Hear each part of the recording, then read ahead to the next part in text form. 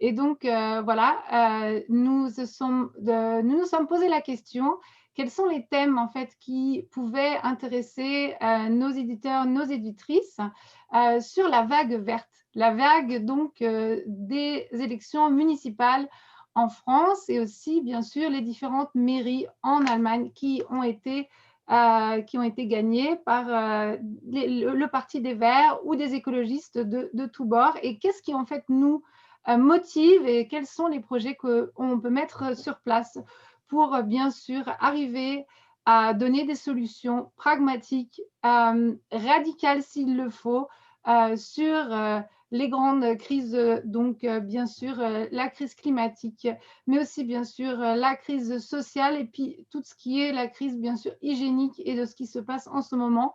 Donc voilà, je suis très très heureuse d'avoir ce soir donc Danielle Dambach, que je ne vois pas encore, mais elle va bientôt nous faire un coucou, qui a été réélue maire de Schiltigheim, et puis Jeanne Barséguian, qui a été élue maire de Strasbourg.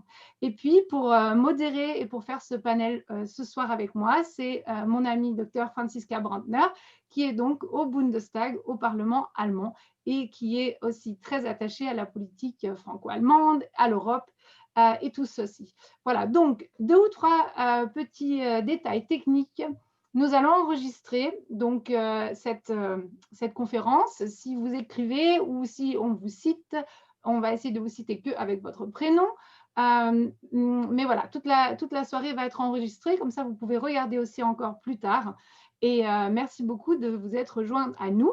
Donc, je vais passer la parole à Franziska qui va vous répéter encore une fois comment on peut activer les différentes fonctions de la traduction. À toi, Franziska.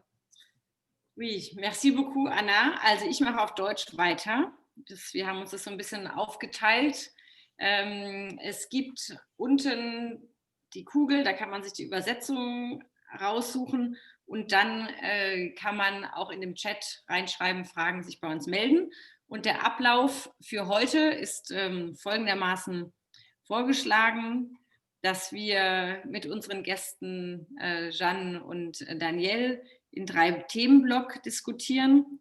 Der erste ist eben die Grüne Welle in Deutschland und Frankreich, kleine kurze Erfahrungsberichte und Vergleiche. Dann in einem zweiten Block darüber diskutieren wollen, was sind die Projekte und konkrete und potenzielle Projekte und Ansätze für die Zusammenarbeit, also auch über die Grenzen hinweg. Was können wir gemeinsam erreichen? Das ist für uns auch eine wichtige Frage. Und dann am Ende nochmal die Frage der Partnerschaften, der Möglichkeiten, also einerseits, was man für die Grenzregion machen kann, aber auch eben darüber hinaus, was wir gemeinsam angehen wollen, müssen, angesichts wie diese Lage ist. Das sind die 3 Blocks und genau, Anna, du moderierst den ersten. Ja, dann würde ich dann auch gerne auf Deutsch überspringen, aber eigentlich hatten wir gedacht, dass du, liebe Franziska, Erste machst, ich weiß, ich sehe es gerade. Genau, moderierst. Entschuldigung. Wie du möchtest. Wir hatten uns eben gefragt, dass wir mit dieser grünen Welle in Frankreich und Deutschland vielleicht erstmal einen kleinen Vergleich machen und dann die Erfahrungsberichte von Jeanne und von Danielle anhören. Vielleicht ganz kurz wollte ich hineingehen.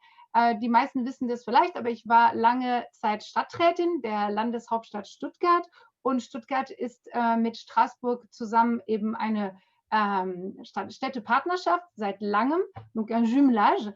Und natürlich war es für mich dann auch sehr, sehr beeindruckend mitzubekommen, wie Jeanne in ihrer Stadt einen wunderbaren Wahlkampf gemacht hat, der nicht einfach war in diesen Zeiten der Pandemie und jetzt diese wichtige französische Stadt eben grün regiert wird.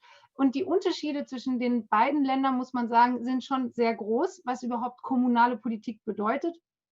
In Frankreich, da die Kommunalwahl, les élections municipales, wirklich auch national gestaltet werden, werden sie auch medial sozusagen über ganz Frankreich sehr als Seismograph genutzt, um zu gucken, wie ist gerade die politische Stimmung auch von der Regierung in Paris über die Region eben bis in die Kommunen. Nichtsdestotrotz wissen wir, es gibt manche Städte, die eben wie Grenoble schon studentisch und ökologisch geprägt länger mit einem grünen Oberbürgermeister Eric Piolle sind. Und diesmal eben letztes Jahr haben sehr, sehr viele bedeutende Städte dazugekommen. Lyon, Besançon, Poitiers, Tours, Annecy und eben auch Straßburg und Schiltigheim sind dazugekommen. Und das ist natürlich wunderbar zu sehen, dass ökologische Politik eben bis in die Kommune, bis vor der Haustür gemacht werden kann.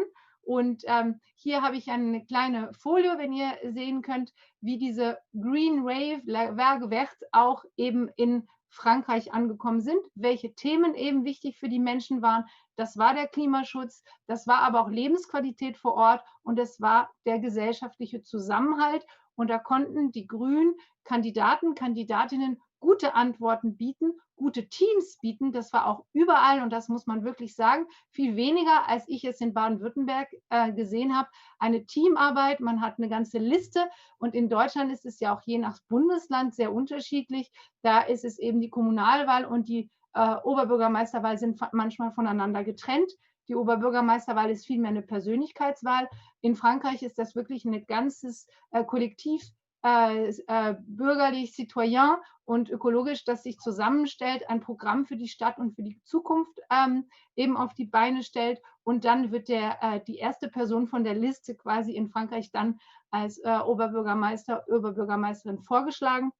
Und deswegen würde ich jetzt einfach der Jeanne ihr erstes Erfahrungsbericht bitten, wie sie eben die Kommunalwahl erlebt hat, welche Ziele sie hatte in ihrer Kampagne mit ihrem Team und welche Themen eben im Fokus standen, welche Erwartungen waren sozusagen mit der Wahl verbunden. Da sind wir sehr interessiert zu hören, was du erlebt hast, liebe Jeanne. Bonsoir, bonsoir à toutes et à tous. Liebe Anna, liebe Franziska, bonsoir Daniel. Je suis ravie d'être avec vous ce soir avec un panel grune, écologiste, mais aussi très féminin, et je m'en réjouis. Et peut-être juste pour commencer, je vous souhaite à toutes et tous une très belle année 2021 dans un contexte qui n'est pas simple, mais dans lequel je crois que nous pouvons redonner beaucoup d'espoir et de perspective. Bon, tu as déjà presque tout dit, Anna. C'était effectivement, tu as dressé un bon paysage de ce qui s'est passé l'année dernière en France lors des élections municipales, avec effectivement une véritable vague verte aux municipales, ce qui est absolument inédit. Et inédit notamment à Strasbourg, parce que Strasbourg a déjà eu plusieurs femmes maires, mais par contre, je suis la première écologiste. Donc ça, c'est une vraie nouveauté. Il n'y avait pas eu de maire écologiste pour l'instant dans la capitale européenne strasbourgeoise. Effectivement, c'est vraiment cette vague, elle correspond en fait à des aspirations très fortes qu'on a pu sentir sur le terrain en France, mais finalement ailleurs aussi, en Allemagne, en Europe et de par le monde. Je crois que ce qu'on a appelé la génération climat, avec des mobilisations des jeunes à travers les marches pour le climat, a joué très fortement. En France, on a eu en fait un acte fort à un moment de notre ministre de la Transition écologique, Nicolas Hulot, qui un jour, sur une radio française importante, a en direct démissionné et a annoncé que la politique d'Emmanuel Macron n'était pas suffisamment ambitieuse. Et il a dit, bah oui, mais moi je me sens tout seul, j'ai besoin que la société civile marche dans la rue pour dire que le climat c'est important pour elle. Tout seul, moi je peux rien faire dans un gouvernement qui n'est pas convaincu par cette cause. Eh bien, ça a fonctionné, c'est-à-dire que ça a été une sorte d'électrochoc. Et des jeunes, beaucoup de jeunes, des milliers de jeunes ont commencé à défiler. Évidemment, ça a fait écho aussi à tout le mouvement engagé par Greta Thunberg ailleurs en Europe et dans le monde. Mais en France, c'est parti notamment de là. Donc, je tenais à le souligner. Et un autre événement important en France dont vous avez sûrement entendu parler, mais qui est arrivé 2 mois, à peu près 2-3 mois plus tard, après le début des marches pour le climat, eh bien, c'était la protestation des Gilets jaunes, les Gelbwesten en allemand, qui était en fait un mouvement qui au début, dont on a eu du mal à comprendre qui c'était et qui était en fait, qui mettait en lien les questions écologiques avec les questions sociales et les questions démocratiques. Et en fait, ça a été vraiment un mouvement de protestation très fort, parfois un peu violent aussi, il faut le dire, en France, de la part de personnes qui jamais n'allaient manifester dans les rues et qui ont dit, quand il a été question de mettre en place une taxe carbone, qui ont dit, mais si c'est ça l'écologie, nous, on est juste là pour payer, on n'est jamais associés, on a beaucoup de mal à vivre. Et notre voix n'est pas entendue. Donc tout ça pour dire en résumé, si je cite ces deux mouvements, c'est que je crois que les aspirations écologistes étaient bien sûr très fortes et avaient essaimé dans toute la société. Les jeunes, mais du coup les jeunes ont aussi beaucoup convaincu les moins jeunes, parfois leurs parents et leurs grands-parents. Mais il y avait aussi dans le débat public en France cette question de écologie et sociale, écologie et démocratie. C'est autour de ces trois piliers, écologie, sociale et démocratie, que nous avons fait campagne à Strasbourg, parce que ça correspondait justement à ces aspirations et que bien sûr, en tant qu'écologistes, nous lions systématiquement ces questions. Et donc, on a réussi à mener un projet et surtout une dynamique, et ça je tiens à le dire, qui n'était pas une dynamique seulement de parti, qui était une dynamique très ouverte, où on a dit toutes les personnes qui ont envie de contribuer à un projet écologie, sociale et démocratique sont les bienvenus, rejoignez-nous. Et ils l'ont fait, on a eu une très belle dynamique, un beau comité de soutien, c'était loin d'être gagné, mais parce qu'il y avait un ancrage fort dans cette société, finalement, nous sommes arrivés en tête au premier tour et contre toute attente, sans accord de deuxième tour, eh bien, nous avons également remporté l'élection avec, je le dis quand même parce que c'est la réalité, une très faible participation des citoyens et des citoyennes, une très forte abstention lors de ce vote. C'est un peu un symptôme en France qui prend de l'ampleur, qui correspond à cette défiance démocratique. Mais là, c'était particulièrement fort du fait de la crise sanitaire. Mais en tout cas, nous avons remporté cette victoire avec aujourd'hui, tu l'as dit Anna, de très nombreuses grandes villes françaises qui sont dirigées par des écologistes.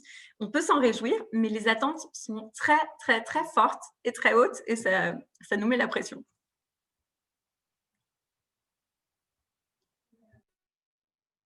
Ja, herzlichen Dank. Wir wünschen euch dabei ein grünes Händchen, wie man bei uns sagt, also viel Erfolg. Ich habe jetzt eine Frage oder einen Fragenblock an Danielle. Herzlichen Dank, dass du heute mit uns bist. Und zwar, was gab es denn auch schon an Erfolgen in französischen Kommunen? Welche Erfolge wurden verzeichnet? Was hast du sozusagen erreichen können und welche Strategien waren auch erfolgreich? Welche waren vielleicht auch nicht so erfolgreich? Also was können wir lernen im Positiven wie im Negativen? Wir freuen uns, dass du heute bei uns bist.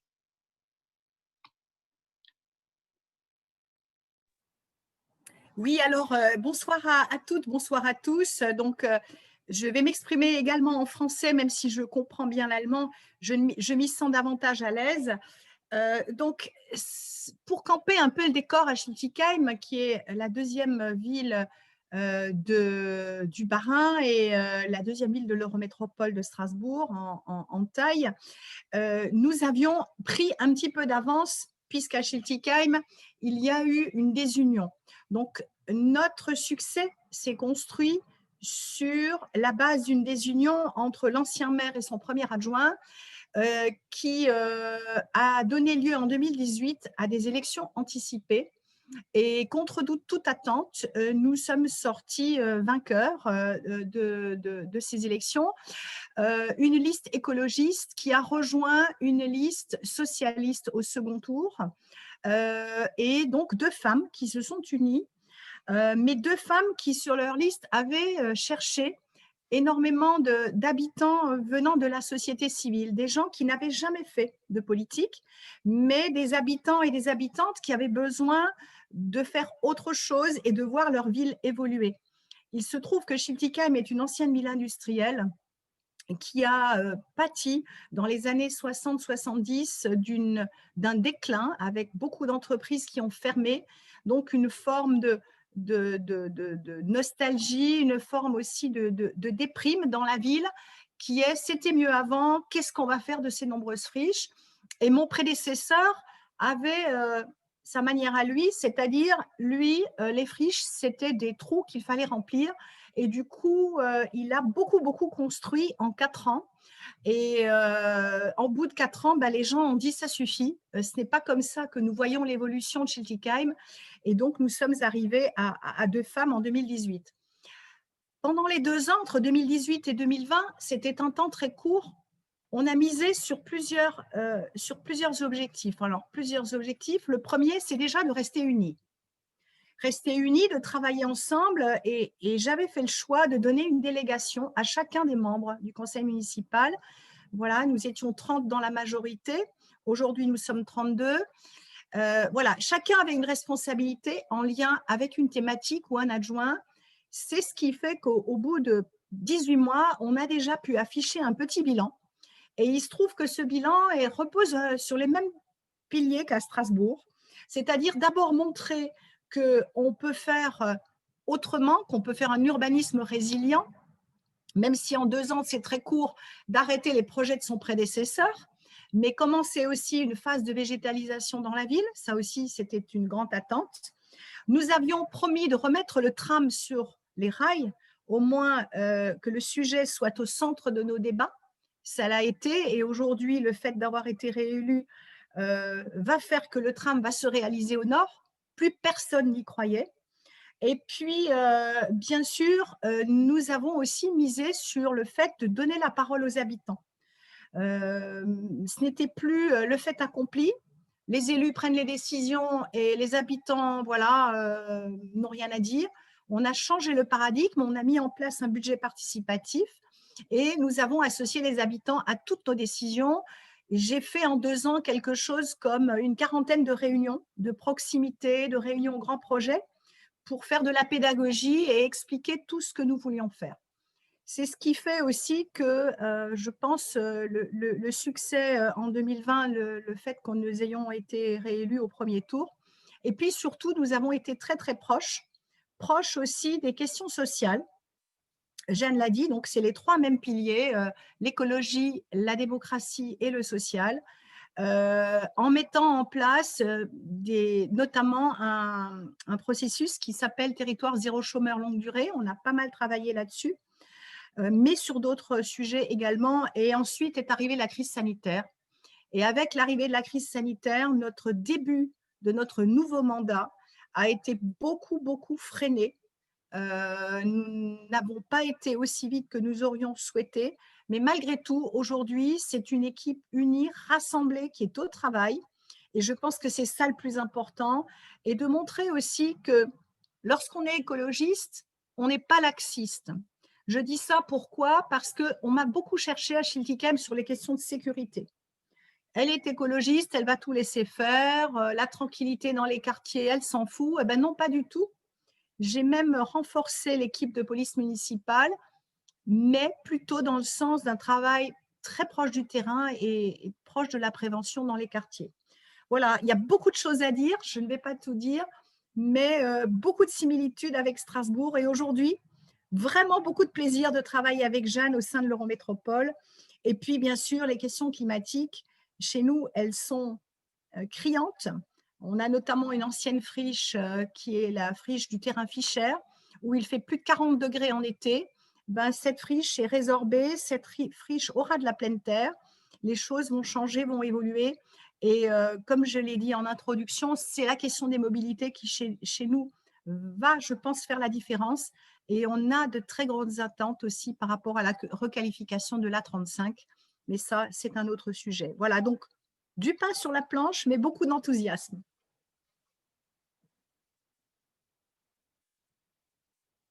Voilà, j'en ai fini pour le début.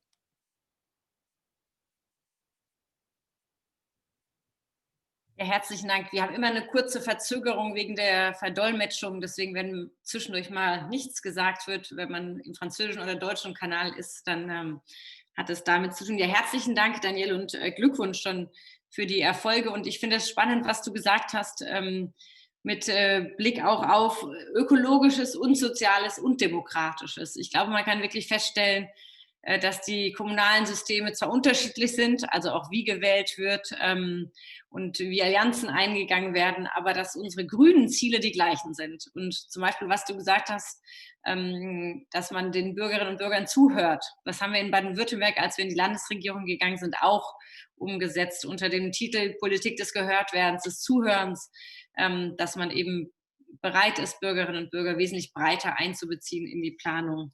Aber ich fand es auch interessant, was du am Ende gesagt hast zur Sicherheit und die Frage, fühlt man sich wohl und kann man das auch mit Grünen in Zukunft? Und da hast du recht, dass das wichtig ist. Es gab eine Frage im Chat, die würde ich noch nehmen und dann gehen wir in den zweiten Block.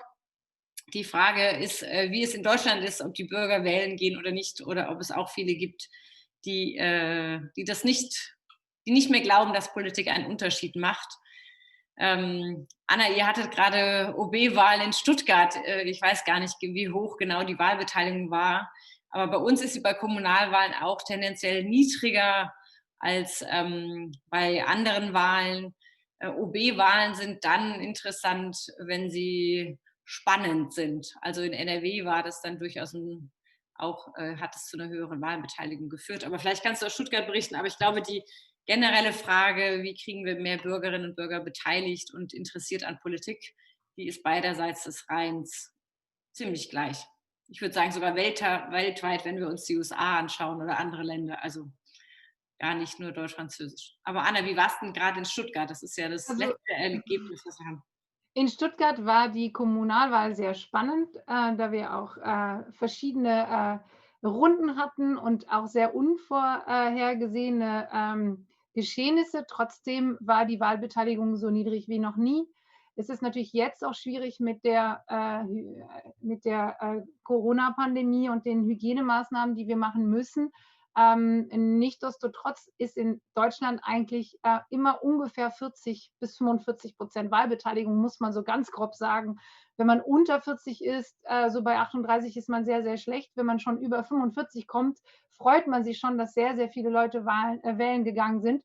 Was natürlich eigentlich, wenn man sich vorstellt, dass Kommunalpolitik wirklich die konkrete Umsetzung ist von allem, was von der regionalen oder Landesebene, Bundesebene, also Nationalstaat und EU quasi vor Ort dann nachher umgesetzt wird. Natürlich kann dann nicht jede Partei es komplett anders machen, weil die Kommunalpolitik eingebettet ist in einem System, aber trotzdem, wie die Leute es machen, ob eben Menschen gehört werden oder ob es einfach durchgezogen wird, wie durchlässig, wie digital sind Administrationen, das macht schon viel aus. Und da bin ich immer wieder erstaunt, auch wie auf der kommunalen Ebene viele Menschen nicht wissen, wer die Akteure sind. Und Menschen, die sehr engagiert sind in der Zivilgesellschaft, Elternbeiräte, Vereine, die kennen eigentlich die ganzen Akteure sehr gut. Aber sobald man nicht selber so involviert ist, oft sind dann die Kommunalvertreter, Vertreterinnen nicht mehr so bekannt, was schade ist. Aber ich denke, der Ansatz, der gerade von Jeanne und von Danielle gezeigt worden ist, auch ein langer Weg ist von Vertrauensbildung. Es gibt noch eine letzte Frage in dem Blog. Anna, die würde ich gerne kurz noch den beiden geben und dann übernimmst du. Und zwar gibt es eine Frage von Anna Brehm. In Deutschland gibt es die Debatte über Bürgerinnenräte. In Frankreich gab es ja auch, das waren les grands débats, also die auch vor Ort stattgefundenen Debatten zu einzelnen Themen, die man spezifisch vorgibt. Und die Frage an Jeanne und Danielle, inwieweit ihr in diesen Bürgerinnenräten, also wo man Zufallsbürgerinnen auswählt, die sich dann über einen längeren Zeitrahmen mit einem Thema befassen und dafür auch Experten einladen können, siehst du darin eine Chance für die Einbindung und glaubst du auch, dass man es mit Blick auf die Ergebnisse der Convention Citoyenne in Frankreich als Deutsche in Frankreich und als Grüne in Deutschland und Frankreich gemeinsam voranbringen kann?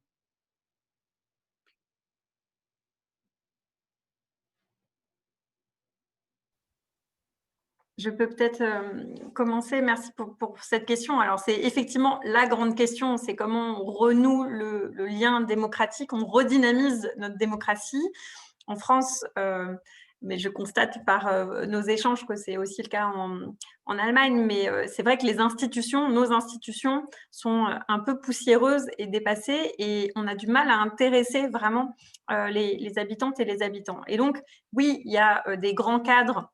Alors, je pense que le contre-exemple parfait, c'était le grand débat organisé par Emmanuel Macron à l'échelle nationale, parce que voilà, les gens ont participé, ils se sont impliqués, etc. Et à la fin, ben, rien. Voilà, pas de prise en compte, pas de retour, pas de… Enfin, donc ça, c'est terrible parce que ça génère beaucoup de frustration et ça renforce encore la défiance et le sentiment que, voilà, finalement, les responsables politiques ne prennent absolument pas en compte la vie des citoyens. Et à l'échelle locale, c'est vrai aussi, on a constaté que dans toutes les instances de démocratie locale qui avaient été mises en place à Strasbourg, les conseils de quartier, les conseils citoyens, en fait, on avait toujours les mêmes personnes. On avait beaucoup de mal à intéresser les gens sur la durée. Et c'est vrai aussi, ils avaient le sentiment, voilà, de participer, de donner de leur temps et pas forcément d'avoir de retour direct. Et donc, un de ces enseignements pour nous, pour ce mandat, c'est d'essayer de diversifier au maximum les formes de participation des habitants. Je pense que les formes d'engagement ont changé.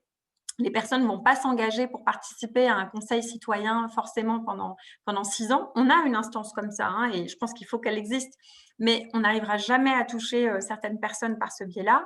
Pareil avec les plateformes numériques, ça a permis d'amener d'autres personnes, mais on ne touchera pas tout le monde avec le numérique.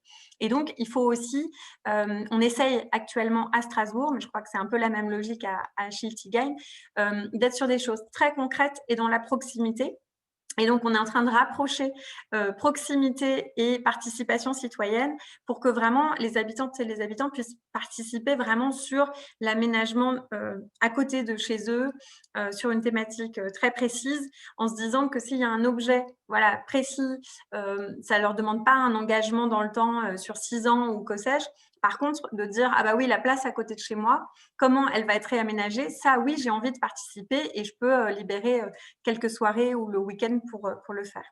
Donc, on essaye vraiment de varier les formes, les médias, les instances pour éviter de parler toujours au même.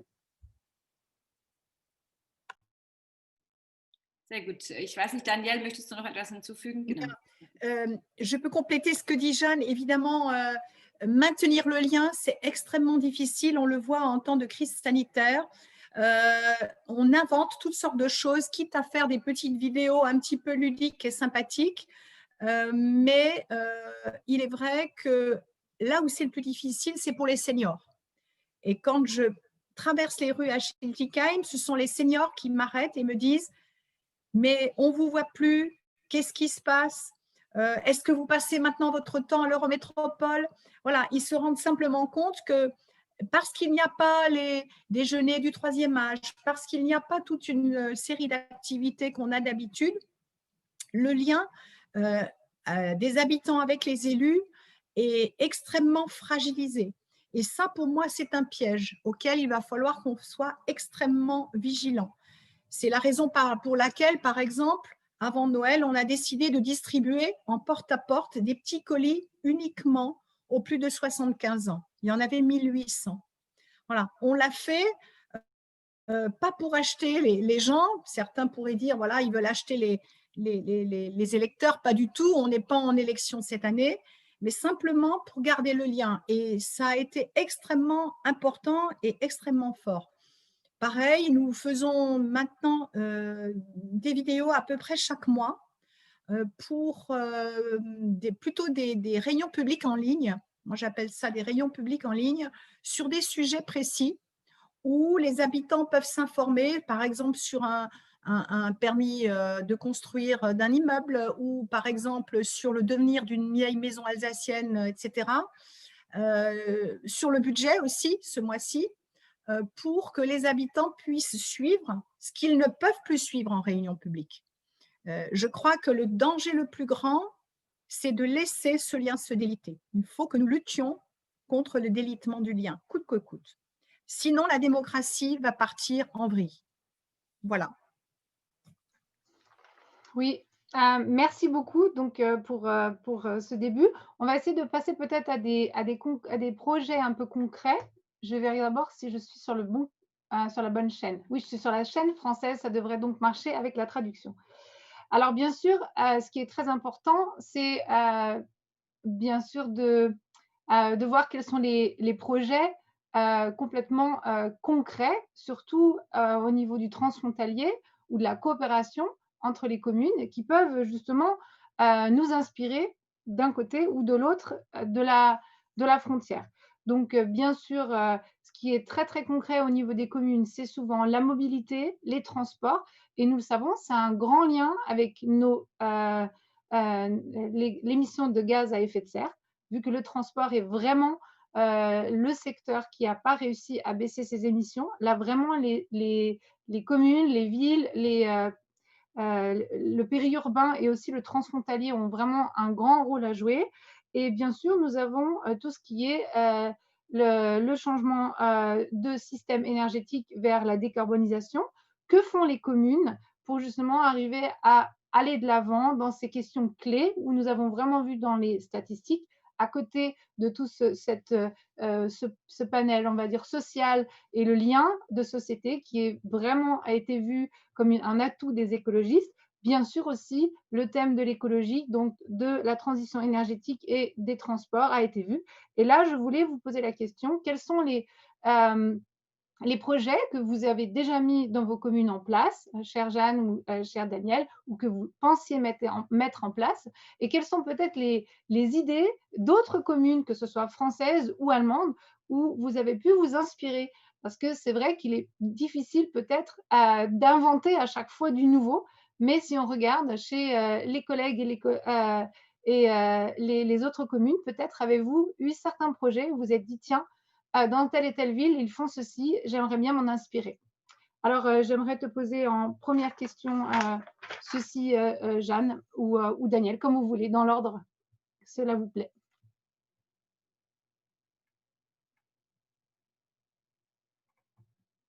Donc, Jeanne, je te donne la parole. Bon, bah, du coup, j'y vais, j'allais passer la parole à Daniel. Juste pour préciser, la question, c'est pour les projets transfrontaliers ou pour tous les projets qu'on développe en général? Ou les deux? En fait, c'était surtout l'inspiration transfrontalière. Bien sûr, D'accord. j'imagine à Strasbourg, il y a aussi le concret transfrontalier avec justement Kiel qui est juste de l'autre côté du Rhin.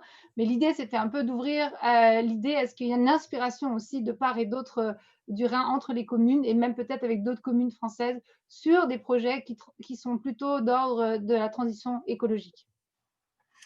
Oui, alors effectivement, une des volontés du projet, enfin, une des volontés qu'on souhaite traduire dans notre projet pour ce mandat, c'est le fait de renforcer le lien entre les villes du Rhin supérieur. Donc, ce réseau des villes rhénanes, hein, tu parlais tout à l'heure, Anna, des liens historiques entre Stuttgart et Strasbourg. Je pense que c'est le moment de les réactiver, peut-être de les amplifier, notamment sur des questions écologistes. Et en termes d'inspiration, bien évidemment, on a Fribourg, in Breisgau, juste de l'autre côté, qui, depuis des décennies, inspire les Alsaciens, et pas que, au-delà, qui est toujours cité en exemple. Et ça fait, voilà, ça fait, je pense, plus de 30 ou 40 ans que Fribourg inspire beaucoup les Strasbourgeoises et les Strasbourgeois.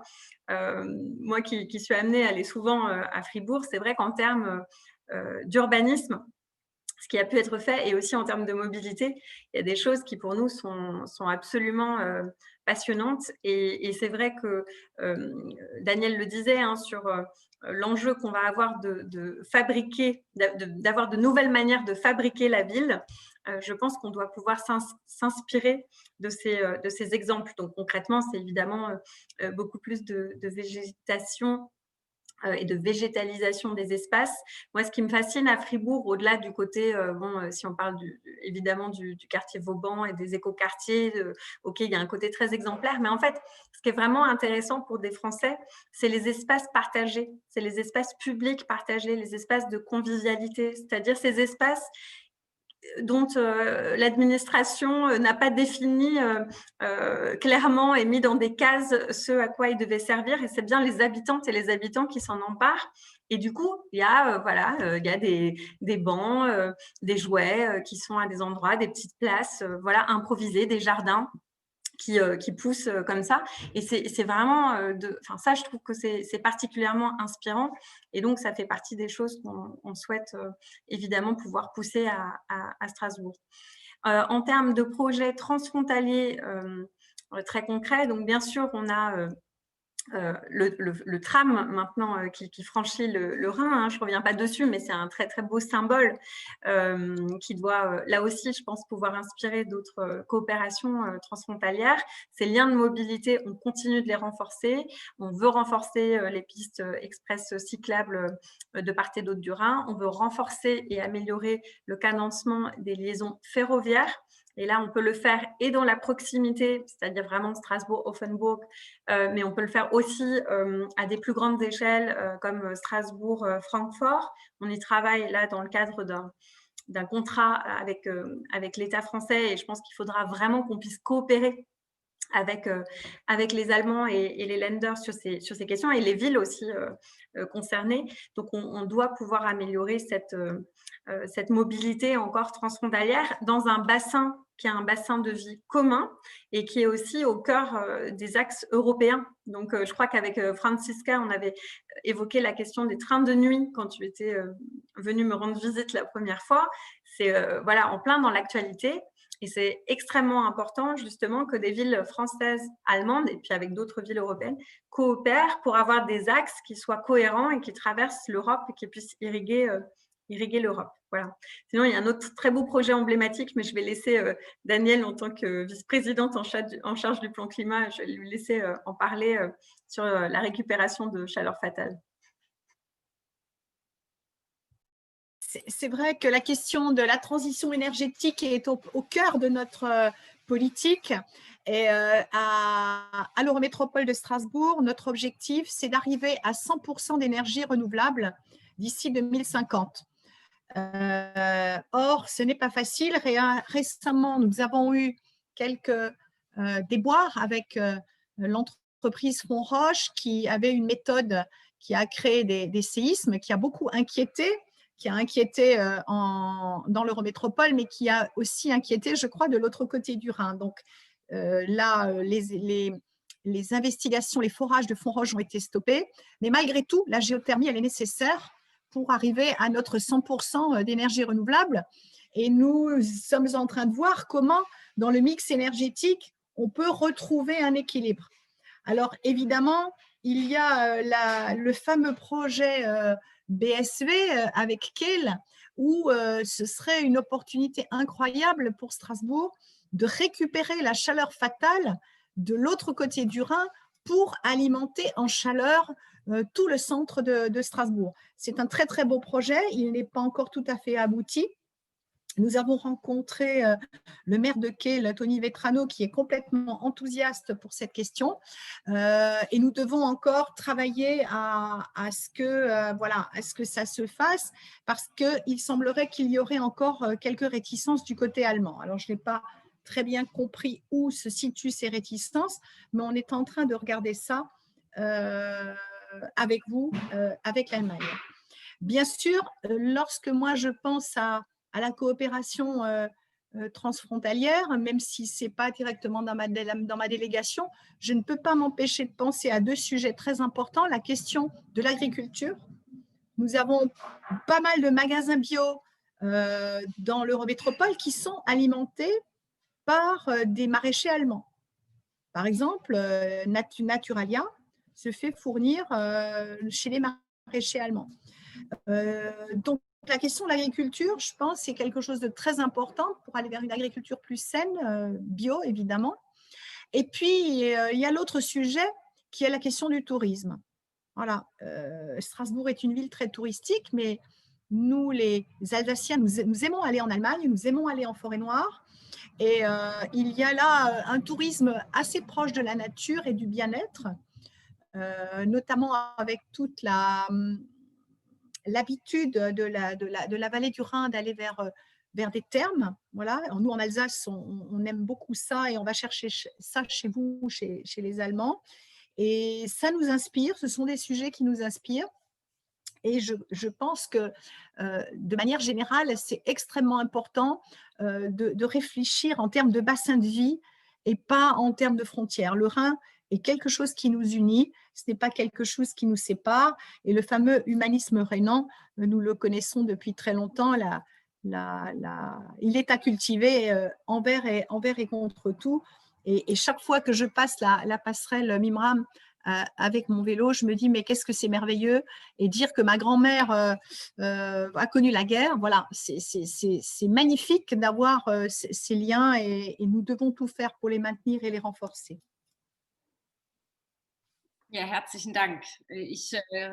Das geht mir genauso. Ich bin in Neuenburg am Rhein aufgewachsen und ja, erinnere mich noch dran, als die Grenzen dann mit Schengen weggegangen sind und eben auch noch die Erzählungen der Großeltern, die ganz anders waren, und welches Glück wir haben, dass wir in diesen friedlichen Zeiten aufwachsen dürfen. Das stimmt, kommt manchmal zu kurz, aber es ist eigentlich die Grundlage all dessen, was wir gerade jetzt besprechen.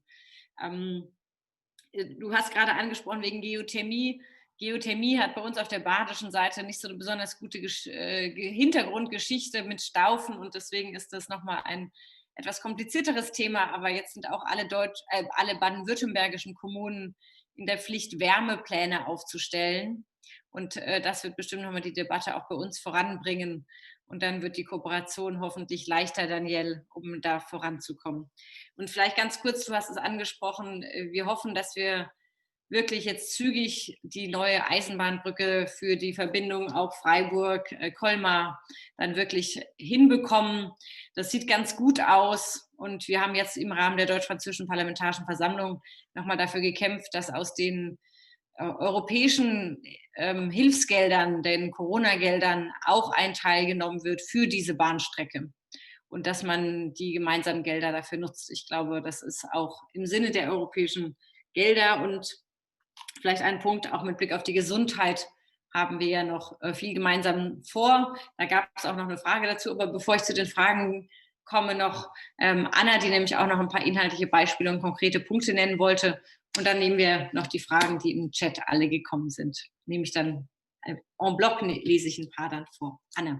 Ja, das ist sehr schön, dass ihr euch alle so zahlreich beteiligt, und man merkt, dass einige auch viel Erfahrung vor Ort haben. Und ich wollte auch noch mal aus meiner Zeit als Stadträtin und jetzt auch als EU-Parlamentarierin betonen, wie wichtig das ist, dass Kommunen sich eben stark machen. Um noch ein Beispiel wiederzunehmen, wie die Danielle das auch gesagt hat, wenn wir zum Beispiel unsere Ernährungssysteme umändern wollen in mehr Bio und regional, müssen wir natürlich schauen, wie die öffentliche Vergabe von solchen regionalen Kreisläufen funktionieren.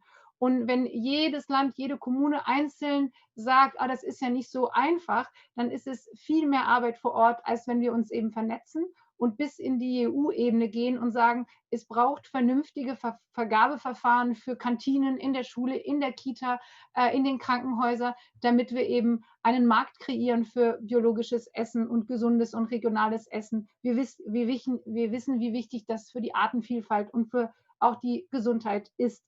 Und wir haben auch gesehen, es gibt Fortschritte in Frankreich, zum Beispiel mit der Elektrifizierung der Mobilität.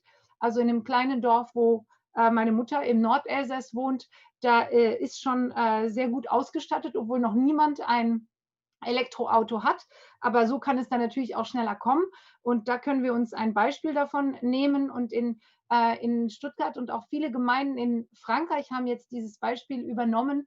Wenn wir die energetische Sanierung nicht nur der öffentlichen Gebäude, sondern auch der privaten Gebäude, ist es sehr, sehr schön, wenn wir ein Contracting-Verfahren zum Beispiel anbieten als Kommune, sprich, dass eben die Kommune Geld ausleiht für eine energetische Sanierung, eine komplett neue Perspektive mit einer dekarbonisierten Art, sich zu heizen. Und dann kann eben mit dem Unterschied der Rechnung, die jedes Jahr oder jeden Monat dann kommt, dieser Kredit zurückgezahlt werden. Sprich, das ist ein Nullsummenspiel für die Institution oder der Privatmensch, der sich dann saniert, weil er quasi die alte Rechnung erstmal weiterzahlt und irgendwann mal natürlich auch nicht mehr.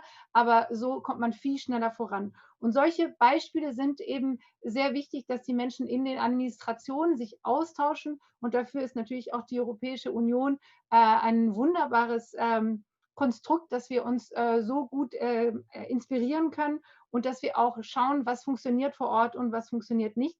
Das waren jetzt einfach die 2 Beispiele. Ich könnte natürlich auch über Pamina reden. Das ist eine Bahnverbindung, die auch von Rastatt eben über das Nordelsass bis nach Saarbrücken fahren soll, die auch industriepolitisch sehr interessant sein kann, weil sie dann eben auch den Hafen in Rastatt anbindet. Und das ist auch immer eine Regionalpolitik, weil wir dann gewisse grenzüberschreitende Regionen, die meistens nicht so gut angebunden sind, dann auch wieder mehr vernetzen in ein vereintes Europa. Das waren in aller Kürze die paar Projekte, die mir aufgefallen sind, wo wir uns konkret gegenseitig auch in der Vergangenheit befruchtet haben. Und ich hoffe, dass es weitergeht. Danke. Ich habe jetzt eine ganze Reihe an Fragen. Ich würde jetzt, bitten, die auch mit ein bisschen aufzuschreiben. Ihr müsst nicht alle jeder beantworten, aber vielleicht sucht Danielle und Jeanne ihr euch welche aus. Ich glaube, es ist eine Frage, die einige interessiert, weil es immer sehr unterschiedliche Berichterstattungen dazu gibt. Wie hat denn das Verdir, also die Landwirtschaftstransformation in Frankreich stattgefunden? Also hat sich da jetzt wirklich was bewegt oder ist das alles nur Ankündigungen aus Paris gewesen? Hat sich vor Ort was verändert? Zweite Frage, nach euren und ihren Erfahrungen zwischen deutschen und französischen Städten, sind die Städtepartnerschaften eher nur etwas für die Grenzstädte oder auch für jene Städte, die weit weg sind von der Grenze?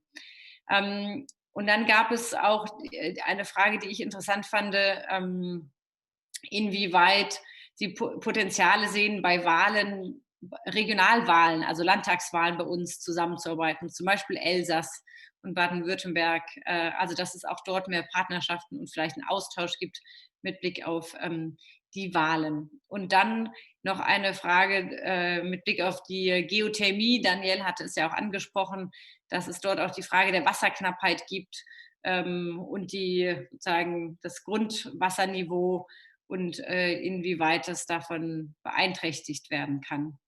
Und dann gibt es noch eine Frage mit Blick auf die Corona-Krise. Und das ist, glaube ich, ein Thema, das uns natürlich alle gerade umtreibt. Welche Konzepte haben Sie also Jeanne und Danielle, in den grünen regierten Kommunen zur Bewältigung der sozial-ökonomischen Folgen der Krise entwickelt? Also gibt es etwas, was die grün regierten Städte besonders machen in der Corona-Krise, oder machen sie eigentlich das Gleiche wie alle anderen Städte? Wie gehen sie um mit Kultur, Schulen, wachsender Arbeitslosigkeit? Ich glaube, das würde viele von uns interessieren.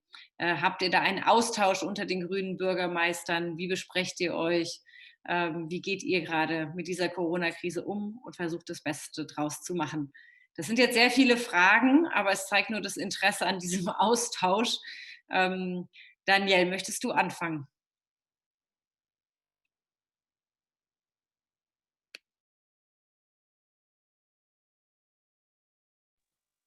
Oui, alors, je vais répondre sur la question de la géothermie.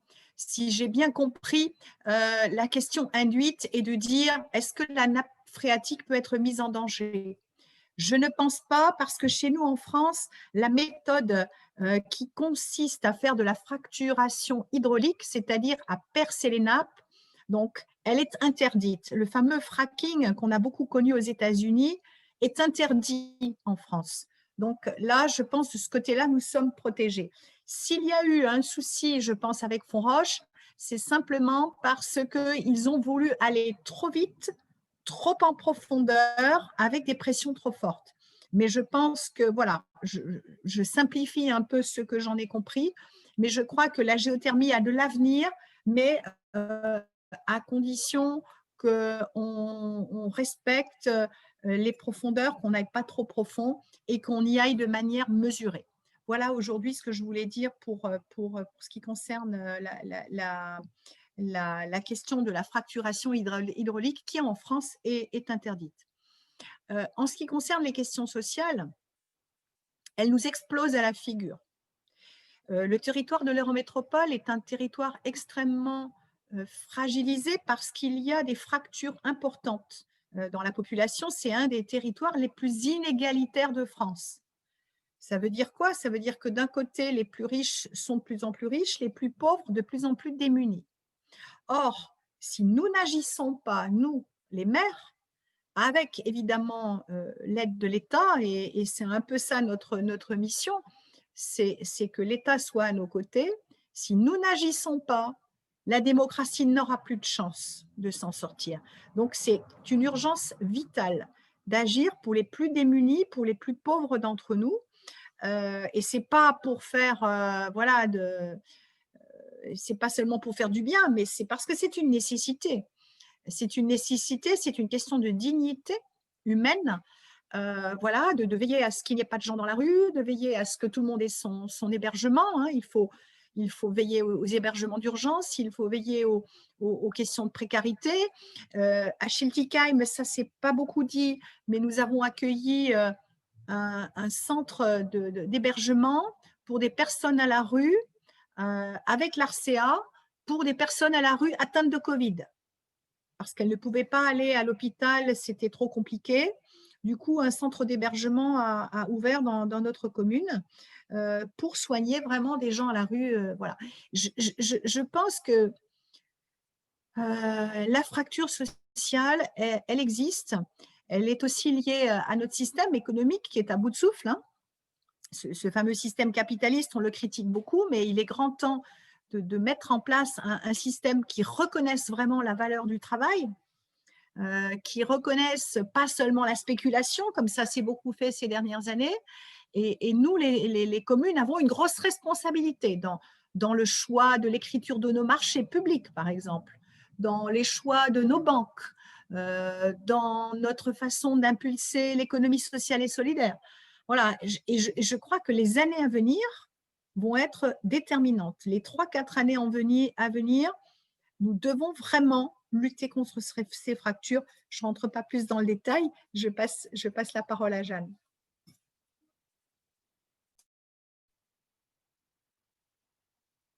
Merci beaucoup, Daniel. Je vais rebondir sur ce que tu dis. Alors, dans la gestion de cette crise sanitaire, bien sûr, comme tous les territoires, on est à plein. On a été dans l'histoire des masques, puis on a été dans l'histoire des tests, et maintenant on est dans l'histoire des vaccins. Donc là-dessus, je dirais, comme tout le monde, on doit évidemment organiser la logistique pour mettre en œuvre les choses. Je crois que ce qui fait vraiment la différence dans notre manière en tant qu'écologistes d'appréhender cette crise sanitaire, c'est que nous avons en tête, et c'était dans notre projet, le fait que malheureusement, les crises s'empilent.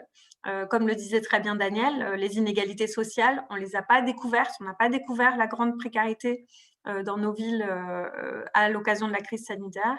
On n'a pas découvert que nous étions très dépendants de l'extérieur et donc à quel point il était nécessaire, notamment pour des biens de première nécessité, de relocaliser notre économie.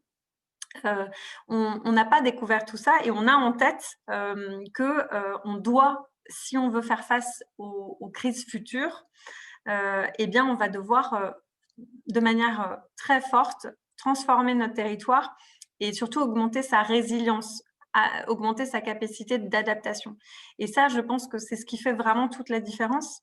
Moi, j'entends beaucoup de la part de mes opposants le fait de dire il faut vite que tout revienne comme avant la crise sanitaire. Et donc, tout l'enjeu, c'est de dire non, surtout pas, parce que cette crise, d'abord, c'est le symptôme de choses qui ne vont pas. Et puis, il faut absolument qu'on puisse transformer les choses pour ne pas refaire les mêmes erreurs et pour justement lutter en même temps contre cette question écologique, en même temps contre cette question sociale et y intégrer les questions démocratiques. Donc, je crois que c'est ce qui fait vraiment la différence. À la question, est-ce qu'on échange entre les différents maires écologistes en France, la réponse est oui. Alors, bien sûr, sur le territoire de l'Eurométropole avec Daniel, mais avec d'autres aussi. On a une collègue Fabienne Basse à Oswald aussi qui a été élue. Donc, vraiment, l'Eurométropole est devenue beaucoup plus verte. Mais aussi, bien sûr, avec les autres maires des grandes villes françaises. Et donc, c'est très enrichissant parce que ça nous permet d'essayer de tenir ensemble aussi un autre discours qui n'est pas celui de dire on veut que tout redevienne comme avant, notamment du point de vue économique. Et là où je pense on peut pousser ensemble les Verts allemands et les Verts français, c'est sur ce Green New Deal, c'est de répéter sans cesse la relance, oui, mais pas la relance n'importe comment, pas la relance à n'importe quel prix. C'est une relance pour la transformation, c'est une relance pour la transition écologique et c'est le moment de le faire. Et comme disait Daniel, on n'a plus de temps à perdre, aussi bien pour des raisons sociales que pour des raisons écologiques. Voilà. Et donc, je réponds juste à une autre question rapidement pour faire le lien. Évidemment, je regarderai avec beaucoup d'attention les élections dans le Bade-Wurtemberg dans quelques mois parce que c'est essentiel pour nous. D'abord parce que, évidemment, c'est un espace commun, voilà, sur lequel il y a beaucoup d'interactions. Donc, il y a des dossiers. Là, on parlait des lignes de train qu'on peut défendre ensemble. Mais je dois dire aussi que pendant la campagne des municipales en France, on s'est beaucoup appuyé sur les exemples des Grünen du Bade-Wurtemberg pour assurer aussi la crédibilité. C'est-à-dire, on avait, je disais, l'aspiration citoyenne à ce que ça change, mais souvent, on oppose aux écologistes français qu'ils ne peuvent pas être aux responsabilités. Ils ne sont pas crédibles, ils ne sont pas sérieux, ils ne savent pas gérer un budget. Enfin, voilà. Et donc, le fait de pouvoir dire, bah, regardez juste à quelques kilomètres, juste vous regardez au-dessus du Rhin, bah, vous voyez, oh, ce sont des écologistes qui sont au pouvoir depuis des années et l'économie se porte très bien. Il y a même eu des créations d'emplois. Donc, écologie est synonyme aussi d'économie et de création d'emplois. Donc, ça nous a beaucoup, beaucoup aidé. Et je pense que si les élections sont favorables de l'autre côté du Rhin, ça ne peut que nous être à tous et toutes très, très profitable pour nos projets et pour l'avenir. Juste un petit mot sur une des questions qui a été évoquée sur l'agriculture. Alors, personnellement, nos cantines sont de plus en plus en bio, mais on a du mal, par exemple, à Schiltigheim, d'aller à un marché au-delà de 40%. Pourquoi? Pas par un manque de volonté, mais simplement parce que dans notre entourage proche, nous n'arrivons pas à trouver des produits bio locaux. Donc, on a privilégié le local au bio. Alors, du côté de l'État français, malheureusement, c'est toujours encore l'agriculture intensive qui est de mise. Et là, on ne peut que le regretter. Et on a vraiment, moi, j'ai une grosse attente du côté des législateurs, du côté de l'Assemblée nationale, mais ça n'avance pas. Voilà, le glyphosate n'est toujours pas interdit. Voilà, on continue comme avant. Or, c'est très décevant. Moi, je pensais qu'on allait avancer plus vite vers une agriculture plus durable, plus saine, mais on aura du mal, nous, à avancer dans nos communes si l'offre en alimentation bio n'est pas plus importante. Et puis, j'ai envie de dire, on compte un peu sur les Allemands, là aussi, pour encore pousser les choses un peu plus loin, pour dire à l'État français, mais regardez, c'est possible de nourrir tout le monde avec du bio. Il y a encore dans l'inconscient collectif, comme quoi ce n'est pas possible. Si, c'est possible. Il y aura moins de pertes, on fera moins de mal à la terre, on aura moins de coulées de boue, on aura des produits sains, bons pour nos enfants. Voilà, ça a encore besoin de faire beaucoup, beaucoup de chemin chez nous en France. Herzlichen Dank, Danielle. Bei uns in Deutschland ist die Landwirtschaftspolitik leider auch nicht besonders ambitioniert ökologisch. Die aktuelle Landwirtschaft zumindest bei uns überhaupt nicht. Die Grüne Woche fängt jetzt am Freitag an. Aber wir kämpfen da auch dafür, eindeutig. Und wir sind der festen Überzeugung, dass es geht. Anna, du wolltest noch ein paar Punkte ergänzen und dann genau, kommen wir auch schon Richtung. Genau, ich wollte gerne die Gelegenheit nutzen, noch der Fragen, die offen stand, und sozusagen mein Schlusswort ein bisschen zu machen, zu präsentieren. Wir sind ja gestattet auch mit der Frage, was können Städte, was können Gemeinde und was machen sie, wenn sie sozusagen vielleicht ökologisch sich besser vernetzen. Und die Städtepartnerschaften, da kam die Frage, ob sie nur interessant sind, wenn sie sozusagen nah an der Grenze sind. Da kann ich viele Beispiele zitieren von Städten, die sehr weit auseinander sind und die sich gegenseitig unterstützen. Stuttgart ist zum Beispiel mit einer wunderbaren Stadt in Südpolen verpartnert. Das ist Łódź. Lodge geschrieben. Und wir haben auch da wirklich gemerkt, dass sobald im kulturellen Bereich, aber auch bei der Flüchtlingspolitik war es sehr, sehr wichtig, dass sich Städte, die eben vorwärts gegangen sind und anders als ihre jeweilige Nationalregierung handeln wollten, sich auch Expertise und sozusagen auch breite Schultern bei anderen Städten holen konnten. Und wir konnten uns austauschen, wie macht ihr das mit den Freundeskreise, um die Flüchtlinge wirklich gut zu versorgen? Wie könnt ihr auch mit den Spannungen umgehen? Also wir haben da wahnsinnig viel auch immer wieder gelernt von unseren Städtepartnerschaften, und wenn sie lebendig sind und in der Zivilgesellschaft und auf der Ebene der Bürgermeister, Bürgermeisterinnen und in der Verwaltung gut vernetzt sind, ist das ein unglaubliches Atout. Ich verstehe Politik quasi in diesen Zeiten von Krisen wie ein großer Organismus, und die Gemeinden sind sozusagen die Organe von einem größeren Gebilde. Drunter sind natürlich le tissu social, passt auch sehr gut, also dieses Gewebe, das soziale Netz, aber es ist immer eingebunden in etwas Größerem, und das ist natürlich heute mit der großen Transition, die bevorsteht, und heute hatte ich es auch wieder im Agrarbereich, wenn ich mir nur die Biodiversitätsstrategie der EU durchlese oder den Green Deal, da muss ich sagen, vor ein paar Jahren habe ich gedacht, wenn ich jetzt ganz kühn bin, präsentiere ich jetzt mal genau sowas beim Grünen Parteitag und mal gucken, ob das durchkommt. Und jetzt ist es die EU, die das quasi als Vorschlag macht. Ist es so, dass sozusagen die Welt uns einholt, und wenn ich da höre, wir müssen Realist bleiben, Realist ist jetzt sozusagen viel radikaler geworden, als wir uns vielleicht sogar die Geschwindigkeit wünschen, weil wir eben wissen, dass die Art und Weise, wie wir produzieren, wie wir auch eben Gesundheit sehen, alles miteinander vernetzt ist, und mit der Klimakrise und der Krise des Verlusts der Artenvielfalt weltweit ist auch zusammenhängt mit, wie wir unsere sozialen Gefüge sozusagen miteinander konstruieren. Und das ist wirklich etwas sehr, sehr Spannendes, weil Städte sind sozusagen am Puls der Zeit, können sich auch ermutigen, die Schritte manchmal weiterzumachen. Und so sehe ich auch einen großen Link zwischen den Partnerschaftsstädten und der EU in dem Sinne, und natürlich auch nicht nur die EU, sondern wir sind durch unsere Einkaufspolitik, durch ganz, ganz viele verschiedene Politiken natürlich auch mit der ganzen Welt vernetzt, und wir können uns nur noch als Weltbürgerinnen und Weltbürger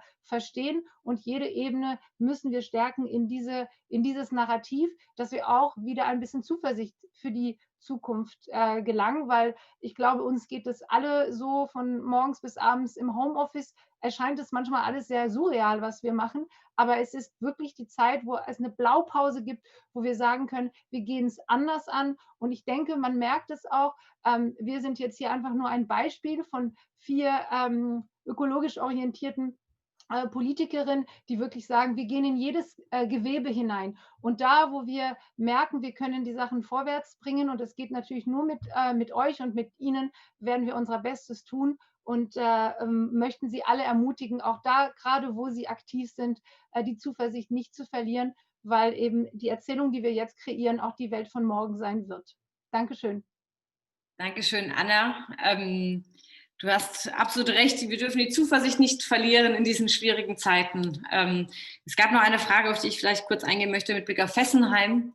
Ich glaube, dass wir gemeinsam deutsch-französisch da seit Jahren, Jahrzehnten sehr eng zusammenarbeiten, um dieses Kernkraftwerk stillzulegen, den ersten Schritt ja geschafft haben und es jetzt darum geht, ein etwas Neues zu schaffen, was nicht mehr nuklear ist. Und das ist die große Aufgabe, die wir jetzt gemeinsam haben. Auch hier für euch vielleicht die Information, dass wir auch davon jetzt Gelder von dem deutschen Anteil an den europäischen, von dem Strukturgeldern für diesen Festland-Prozess zur Verfügung stellen wollen. Das haben wir über diese deutsch-französische Parlamentarische Versammlung auch gemeinsam erreicht. Also dass man eben nicht nur immer von Projekten und Vorhaben spricht, sondern irgendwann auch die Gelder dafür zur Verfügung stellt. Und ich glaube, das ist auch das Wichtige. Und zum Schluss, wir sind eine Grenzregion und natürlich ist das Deutsch-Französische weiter darüber hinaus, aber in diesen Zeiten müssen wir alle immer gemeinsam dafür kämpfen, dass die Grenzen offen bleiben. Das nämlich immer gar nicht so selbstverständlich ist. Momentan sind wir das Risikogebiet. Im Elsass sieht es besser aus. Es kann sich wieder ändern, aber es zeigt einfach immer wieder, dass wir dafür sorgen müssen, dass die Maßnahmen abgestimmt sind, abgesprochen und dass es vor allen Dingen für jene, die in der Grenzregion wirklich leben, lieben, arbeiten, auch weiterhin möglich ist und ihnen das nicht unmöglich gemacht wird. Und da merken wir immer wieder, dass die Reflexe manchmal vielleicht nicht die richtigen sind, dass wir noch nicht alle Institutionen geschaffen haben, die wir brauchen. Wir sind da besser geworden. Da bin ich auch froh über unsere grüne Landesregierung in Baden-Württemberg, die hier daran arbeitet, die Kooperation zu verbessern. Aber eigentlich wissen wir, dass wir eine Gesundheitsregion an sich schaffen müssen. Jeanne, wir hatten darüber gesprochen, nicht nur in Krisenzeiten, sondern eigentlich an sich. Ja, wenn jemand in Kehl wohnt und die Kardiologin in Straßburg eigentlich am besten findet, dann kann er das nur zu dieser Frau gehen, wenn es der Notfall ist und nicht in der Regel wegen zig Abrechnungsfragen. Also wir könnten eigentlich gemeinsam eine Gesundheitsregion machen mit gemeinsamen Lehrkrankenhäusern. Wir müssen mit dafür sorgen, dass in den Gesundheitsämtern die Menschen auch die Sprachen können, bei uns Französisch, in Frankreich Deutsch, damit das mit der Kontaktnachverfolgung klappt, weil dafür muss man mit Menschen sprechen. Das heißt, wir merken sehr viel gerade, wo es noch hakt und wo wir auch noch gemeinsam die Kooperation voranbringen müssen. Und ich denke, das ist die große Aufgabe, das sowohl ökologisch, sozial aus der Krise rauszukommen, aber auch zu gucken, dass wir es wirklich europäisch meistern. Und le tissu commun, also das, was wir vor Ort als Gewebe, wie du es so schön gesagt hast, Anna, vor Ort gemeinsam schon geschaffen haben, dass das nicht ausfranst, sondern wir es stärken. Und ich glaube, dafür braucht es auch viel Kraft und viel Arbeit täglich. Und daher, Jeanne und Danielle, für euch nochmal auch ein Dankeschön. Ich weiß, es war für euch auch nicht einfach, als jetzt in Baden-Württemberg kurz vor Weihnachten nochmal die neue Quarantäneregeln kamen oder dass man nicht mehr zum Einkaufen gehen durfte. Wir haben das mitbekommen, dass es nicht ganz einfach war für die Straßburger Geschäfte. So, das ist immer, ich glaube, das ist noch ein Ausprobieren, das ist noch längst nicht alles perfekt. Aber es ist wichtig, dass ihr uns immer rechtzeitig und schnell Bescheid gibt, auch wenn etwas nicht funktioniert. Vielleicht wollt ihr noch ganz kurz was hinzufügen, Jeanne und Danielle, und dann würde ich die Runde auch schließen. Aber gerne noch ein Schlusswort auch für euch beide, Jeanne und Danielle. Merci beaucoup Anna et merci beaucoup Franziska. Juste peut-être vous remercier pour ce moment d'échange très chaleureux mais aussi très constructif. Je vous rejoins toutes les deux. À la fois pour dire que la coopération en situation d'urgence, bien sûr, et nous avons vu qu'il y avait encore du progrès à faire en matière de coopération franco-allemande, notamment dans le domaine de la santé, tu as raison. Mais au-delà de ça, je suis convaincue qu'ensemble, nous pouvons vraiment nous projeter et orienter, influencer aussi la politique européenne. J'en suis convaincue. Je pense que les différentes échelles, et notamment l'échelle des villes, sont parfaites pour le faire parce que c'est assez flexible. On a quand même de la liberté, on a une capacité d'innovation, d'expérimentation. Et on est quand même des échelles assez grandes pour transformer les choses. Donc, je crois que c'est cette mise en lien entre les différentes échelles qui peut faire vraiment bouger les choses. Donc, moi, je me réjouis en tout cas de cette vague verte européenne. J'espère qu'elle va continuer de s'amplifier et en tout cas, vous pouvez compter sur moi, vous pouvez compter sur nous pour aller de l'avant et pour le faire pour de vrai, ce Green New Deal. Hein. Pas juste en parler, le faire. Merci beaucoup. Oui, bien sûr, je vais dans le même sens que Jeanne. La qualité de vie transfrontalière de part et d'autre du Rhin, nous la vivons. Nous voulons continuer à la vivre, comme a dit Jeanne, pour de vrai. Moi, personnellement, ce que j'apprécie aussi du côté allemand, c'est au niveau de tout ce qui est médical, vous avez une approche différente hein, et je pense que cette approche pourrait nous inspirer davantage en France. Elle nous inspire déjà un peu, mais pas suffisamment, notamment avec la naturopathie, hein, les heilpraktiker que vous avez qui chez nous inspirent de plus en plus de jeunes, hein, en recherche de formation, mais de formation médicale différente que la médecine basée davantage sur la chimie. Et puis pour Fessenheim, c'est une excellente nouvelle. Je ne regretterai qu'une seule chose, c'est de ne plus rencontrer les Allemands dans les belles manifestations que nous faisions depuis les années 70-80. On avait comme ça des habitudes de se rencontrer dans des grandes balades festives. Voilà, ça va me manquer un peu, mais très, très heureuse que on puisse tourner la page de Fessenheim. C'est un signal important pour nous en Alsace. Et puis, ravie de pouvoir continuer à échanger avec vous toutes et vous tous. Et surtout aussi, une des façons de faire vivre notre belle vallée rhénane, c'est peut-être d'aller les unes chez les autres pour des choses très concrètes. Voilà, moi j'aime les choses très concrètes. Alors on avait tenté l'année dernière à Schiltigheim un jumelage avec une brasserie allemande lors de la fête de la bière. C'était plutôt sympathique. Là, cette année, tout est arrêté. Donc j'espère que les choses très concrètes, se rendre visite, voir comment ça se passe clairement sur le terrain chez nos voisins, que ça continuera à pouvoir se faire malgré la crise. Merci beaucoup en tout cas de cette initiative. Merci beaucoup à tous et à toutes. Herzlichen Donc, je souhaite à tout le monde une bonne soirée, einen schönen Abend, wunderbar an alle zusammen und auch, dass Sie teilgenommen haben an ein kleines Stück Démocratie. Merci d'avoir participé à cet échange démocratique et à bientôt tout le monde. Tschüss, schönen Abend allen. Tschüss. Merci. Wiedersehen. Ja.